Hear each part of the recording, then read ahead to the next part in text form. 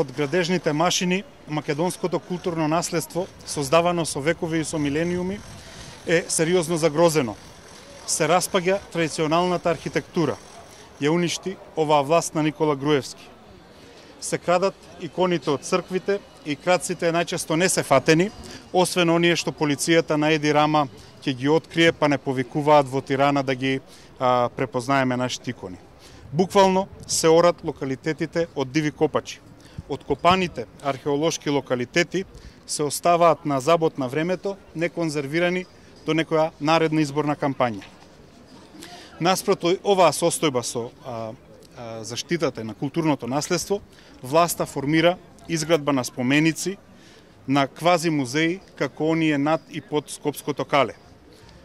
Доколку парите употребени за новите музеи, за квази етноселата и за наколните населби се употребеа за реставрација на најзначајните средновековни споменици во Македонија, македонските бисери на светската културна ризница немаше да бидат доведени во опасност.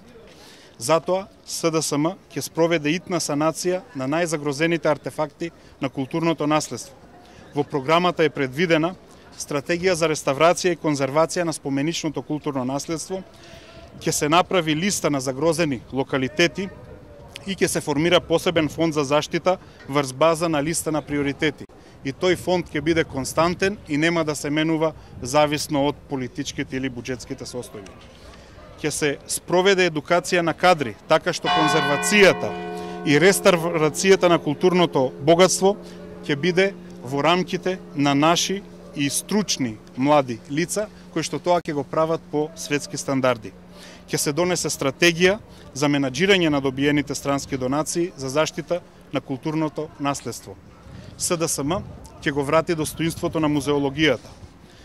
Власта на ВМРО ДПМНЕ во 7-годишното владење отвори повеќе така наречени музеи, со кои што ги порекна сите светски музеолошки принципи. Власта на Груевски воспостави целосно нелегитимен и ненаучен систем. Секоја збирка во Македонија, во секоја општина, да ја прогласува за музеј, притоа не исполнувајќи ниту еден критериум. Без стручни експерти од областа на валоризацијата на музејските предмети, без адекватни простории за чување и презентирање, без обученост за водење на музејска документација. Ниту една од овие нови музејски институции не е потврдена на сериозна јавна или стручна расправа, ниту пак е резултат на стручен елаборат за оправданост. Но затоа постојната музејска мрежа ја доведоа во колапс.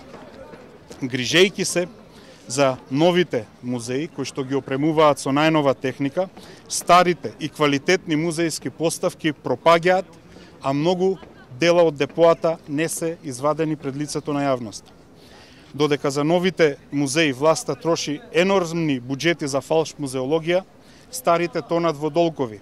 Додека новите се рекламираат на државната телевизија, старите музеи како и да не постојат.